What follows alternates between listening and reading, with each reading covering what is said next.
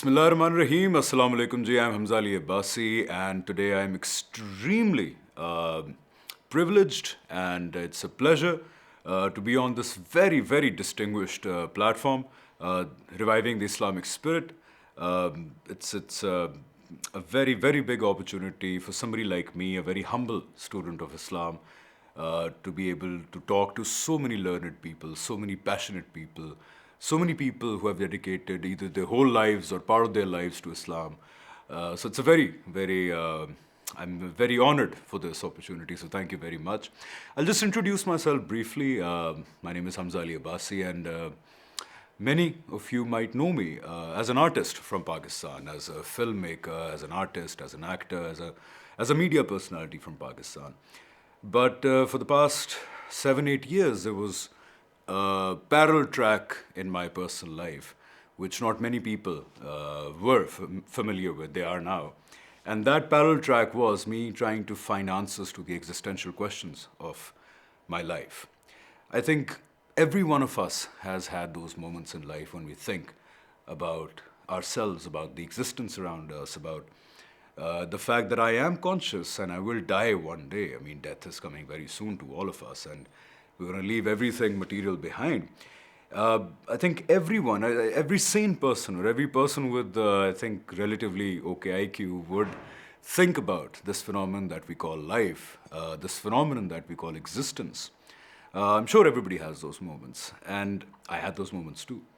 But my problem was that I had to know, I had to find the answer. That is there something after we die, or is there nothing? Is there a God, or gods, or lack thereof? Is there a purpose to life, or is life just a mere accident, a very, very big accident, and we're just really, really lucky to be here? So I had to find those answers, because the fact is we live only once and we will die very soon. And if we comprehend what is life and what is death, then we will all be forced to ask these questions. There was a time in my life when I became an agnostic, I think from 18, 19 till 26, 27. So I was an agnostic at that time, because unfortunately there's a lot of religious dogma in the world. So that is why most of the people who are searching for the answers to their existential questions, there's an increasing trend in the world to be more of a spiritualist, so believe in an impersonal God and not believe in religion, or at least organized religion. So I became a little bit of that briefly. But what brought me back was one document that I think we are all taking very for granted in the Muslim world, and that's the Quran. I was blessed enough that Allah Ta'ala gave me the tawfiq to study the Quran. But I had to cleanse myself of all the biases, of all the political biases, of all the cultural biases, social biases, religious or sectarian biases for that matter. I had to cleanse myself of all of these biases and then go towards the Quran, then to go towards the Sirat of Muhammad sallallahu alaihi wasallam, his Sunnah. That is where I found all my answers. I was very lucky to discover, I was very blessed to discover that even within Islam, when it comes to the religious thought, remember there is deen. Deen is the message of Allah, the deen of Allah, the religion of Allah. But we must understand that the religious thought is human work. That is not divine. It's done by great human beings and aima. But religious thought is basically human beings interpreting Allah Ta'ala's or God's message. And when you interpret God's message, that's human work. It's bound to have shortcomings, it's bound to have mistakes, it's bound to have interpretations which were maybe acceptable 100 years ago, or 300 years ago, or 500 years ago, and are not acceptable today. There are interpretations in Islam which are not in line with the known truths of science. And there's no shame in admitting it. I think it's a very progressive thing, it's a very brave thing that we admit that yes, there are some aspects of our religious thought which don't provide answers to a modern educated mind, to a scientific mind, to a critical mind. They don't provide some of the questions, they don't provide the answers, apt answers to those questions. And yeah, I was a victim of that. I could not find the right answers to some of the questions I had from the mainstream religious religious sources. And then I was lucky enough to stumble upon Javed Ghamidi Sahab, and I ended up finding my answers there. The last bit, the last 10% of my questions were cleared here, and hence, after all of these years, I'm sitting here now in Dallas. I'm a part of the Ghamidi Center of Islamic Learning, and I'm a student now of Islam, and I'm trying to share the answers I got or the answers I will get with the people and do my fair share. However small, however insignificant, I'm trying to do my share so that I could get the brownie points from Allah Ta'ala on the Day of Judgment. And you all be my witnesses, please, that I was talking about Him. So yeah, that was my very brief journey. It spanned over many years. Quran brought me back. Seerat of Rasulullah Sallallahu Alaihi Wasallam brought me back. And one thing more. There was a time when I started looking at Islam as not just a religion founded by a man named Muhammad Rasulullah Sallallahu Alaihi Wasallam 1445 years ago, but when I started looking at Islam as what it is, as what the Quran calls it. It calls it the tradition of Abraham alayhi salam. So when I started looking at Islam as this beautiful castle of guidance made by the Divine Himself, a castle of guidance that spans over multiple territories, that spans over thousands of years. There are thousands of individuals testifying to the fact from Abraham to Muhammad Sallallahu Alaihi Wasallam, thousands of years. There are so many people testifying that God has spoken to them.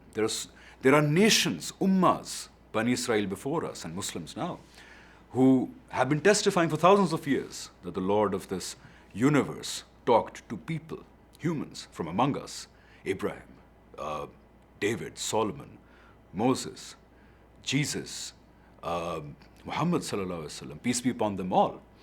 These are all people. And then there are nations who are testifying to a message. So when I looked at Islam as not just an individual phenomenon, but as a phenomenon which spans, which is transatlantic is not the right word, which is spans from one continent to another, from the Arabian continent to the Arabian Peninsula to the Mediterranean. I saw all of that. And then I indulged myself with the privilege of studying many of the things, and I realized that we need to see Islam ourselves and take it to the world as such a multi-dimensional phenomenon involving thousands of people in so many territories, all connected in this beautiful castle that we call Islam, which started from this guidance we call Islam, this message we call Islam, started from Adam, Hazrat Adam alayhi salam, then made specific to the children of Hazrat Ibrahim alayhi salam, and then ended on Muhammad sallallahu alaihi wasallam. It involves two nations, the nation of Bani Israel, a nation raised by God Himself to testify to His message to the world. Then us Muslims, Bani Ismail, and then later on Muslims, who now till the Day of Judgment are given this huge responsibility of trying to understand God's message constantly themselves, constantly try to understand it and then take it to the world. That is our duty, that is our mission, that is what we're supposed to do as an ummah. So yeah, that's what I did, looked at Islam as an Abrahamic tradition ending on Muhammad Rasulullah Sallallahu Alaihi Wasallam rather than an individual isolated Arabian phenomenon. That helped me a lot in trying to make sense of this, again, this beautiful castle of guidance, I call it, that Allah Ta'ala has made for all of us till the Day of Judgment. So that was my thought process I wanted to share with all of you. And lastly, I would want to request 2 or 3 things. This platform, amazing platform, I educated myself more on this platform. It's a great international phenomenon. It's a great opportunity to present Islam to the world. And as the title says, reviving the Islamic spirit, I want to highlight here that for me, in my humble opinion, what the Islamic spirit was. The Islamic spirit was, during the time of, if we say Imam Abu Hanifa, Imam Shafi, Imam Maliki, these big Imams, researching on Islam, researching on religious thought, coming up with ideas, interpretations, laws, fiqh, jurisprudence. Then there is criticism, then there is debate. There was a very healthy tradition in Islam, which I believe, in my very humble opinion, that this tradition of research, this tradition of criticism, this tradition of learning, this tradition of free exchange of ideas, that has been compromised in the past 300, 350 years. I think post-colonial era of the Muslims, we have let go of this beautiful, amazing tradition, the tradition through which the ilm of Islam, we've made Islam into a very sacred thing, which is only to be felt and not to be learned and not to be pondered upon. So we need to revive this tradition of taking Islam as an ilm, as a form of knowledge, so that first we can talk within ourselves on the religious thought of Islam. And by the way, it's not just me saying it. Don't confuse the two things. I'm not saying we reconstruct deen or religion. I'm saying religious thought, which is human work. And it's not just me. Allama Iqbal Rahmatullah Alayhi, one of the finest poets of our generation, the previous generation, one of the finest poets of South Asia, somebody who felt very, very deeply for Muslims, somebody who gave his life to the dream of getting a country for the Muslims. He suggested that 1445 years is a very long time. 1,400 years carries a lot of cultural baggage, a lot of political baggage, a lot of sectarian baggage. We've had empires, we've had breakups of empires, we've had political turmoils, we've had power struggles in the past 1445 years. That's a lot of baggage. So Allama Iqbal suggested that we reconstruct the religious thought in Islam. He said there's a great need for the reconstruction of religious thought in Islam. I agree with him. I agree with Qaid-e-Azam, Rahmatullah Alayhi, when he made Department of Reconstruction of Religious Thought in Islam. We need to do this. It's been very long overdue. And here's why we need to do this. Number one, we are an ummah. When we say, La ilaha illallah, Muhammadur Rasulullah sallallahu alaihi wasallam, when I accept Muhammad ibn Abdullah as Muhammadur Rasulullah sallallahu alaihi wasallam, as the ambassador of God on earth, as the last man to be in touch with the divine, as the last man to tell us the will of God, as the last man till the day of judgment, who's going to tell us what deen is. Deen ke tanha makhiz, Aap sallallahu alaihi wasallam. Our duty is, according to his message, that we are an ummah. And what we are supposed to do is, till the day of judgment, every Muslim has a duty to do his best and give it his most honest shot in trying to understand the message of God himself first or herself first, and then take it to the world. Take it in their immediate circles and then to the world as much as we can. And here I think this forum, RIS, can play a huge role. It spans in many countries. It's not restricted by any nationality. If we look at today, many of the scholars would agree that we live in the end times, we live in the Dawr of Fitan. And at this time, we have a very, very big opportunity. Yes, this is an age of turmoil, it's an age of fitna, agreed. But if you notice, there is great opportunity. The same countries where you could talk about Islam or Allah Ta'ala and get your head chopped off, it's not that world anymore. Today in 2020, we have exceptional freedoms, especially in the Western world, especially in Europe, in Canada, in US. We have unprecedented freedoms. We will not get into any trouble if we talk about Islam, if we talk about Allah Ta'ala, if we talk about Muhammad Sallallahu Alaihi Wasallam. We won't get into any trouble, I think, throughout the world, except a few countries. So this gives us an opportunity to fulfill our duty as an ummah, that now we first try and give it our best shot in understanding Islam ourselves. And I'm talking to the educated minds, to the young minds, to the youngsters, to aspiring doctors, aspiring engineers, aspiring scientists, aspiring anything, to the Muslim youth. It's, I think, the last door that we're living in.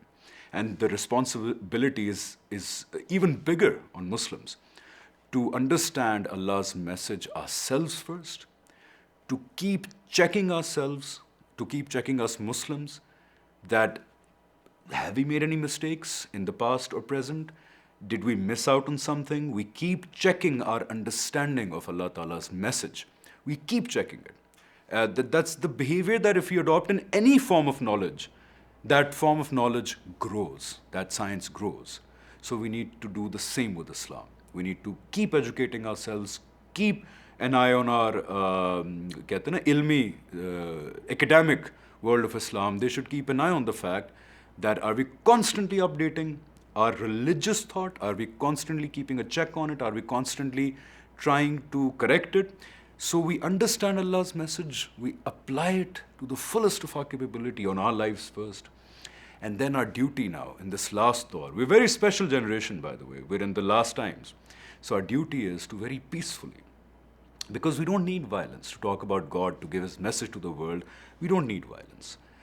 We only need effort. आज अगर मैं उर्दू में अपने पाकिस्तानी भाइयों बहनों के लिए बात कर सकूं कि जो जन्नत का सौदा है वो बड़ा सस्ता बिक रहा है आजकल. पहले आप देखें सहाबा रज़ियल्लाहु अन्हुम जंगें हैं, गर्दनें पेश कर रहे हैं, जानों के नजराने पेश हो रहे हैं, जहाँ जहाँ कभी हबशा हिजरत हो रही है, कभी मदीना हिजरत हो रही है, कभी किसी का जुल्म, कभी किसी का जुल्म. आज वो दौर नहीं है. आज we can go to any place in the world, give the message of Allah Ta'ala, and nobody will try to hurt us, at least in most of the world. So I hope that this platform could maybe lead the way to unite the Muslim youth in trying to understand Islam, making it a part of your life, making Judgment Day the biggest concern of your life, making making salvation the biggest concern of your life, making happiness of Allah Ta'ala the biggest concern of your life, us going into Jannat the biggest concern of your life, and then taking it to the world.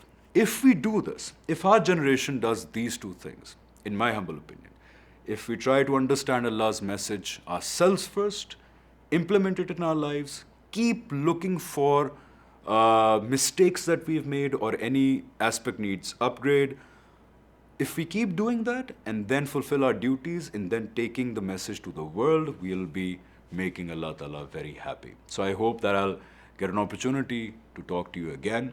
I hope that in our lifetimes we make enough efforts that we end up in a very good place on the day of judgment in front of Allah Ta'ala. And I hope that this platform will grow exponentially in the future. I hope this platform gives that manpower that Islam needs today, that manpower which will take the message of Allah to the world in a way that they understand us, in a way that is peaceful, in a way that is orderly, in a way that is intellectual.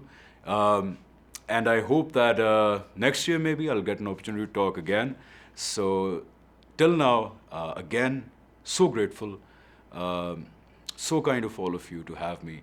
It's a great encouragement, and I hope I'll see you next year too. So thank you, RIS, and God bless you. Assalamu alaikum wa rahmatullahi wa barakatuh.